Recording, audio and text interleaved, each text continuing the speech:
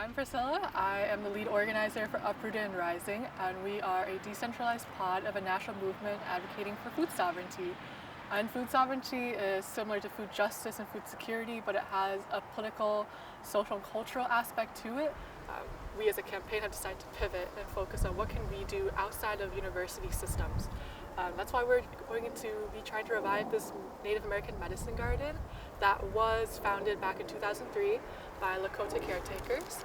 We are here now on this very humble third of an acre of land, trying to see what we can do and recollect the volunteer base that was here before and practice food sovereignty, trying to get people hands in the dirt, really getting in touch with land-based cultures because we are on stolen land, and really trying to live out the principles of what we believe in.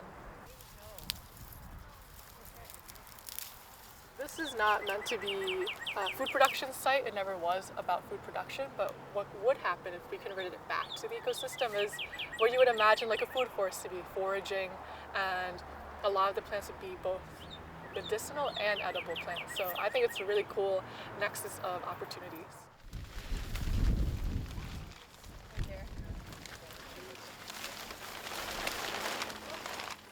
There's a lot of endemic native plants here that serve both medicinal and edible uses.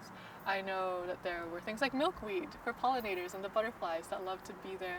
There were plants that were more for restoring the biome, building organic matter into soil health.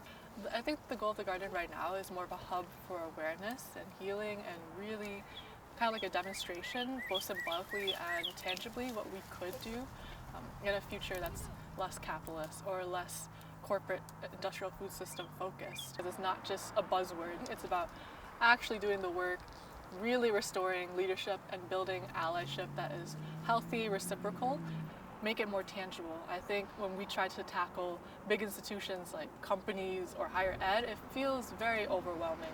So when we can build community in person, learn to identify things like plants and food, understand the work that comes behind food sovereignty,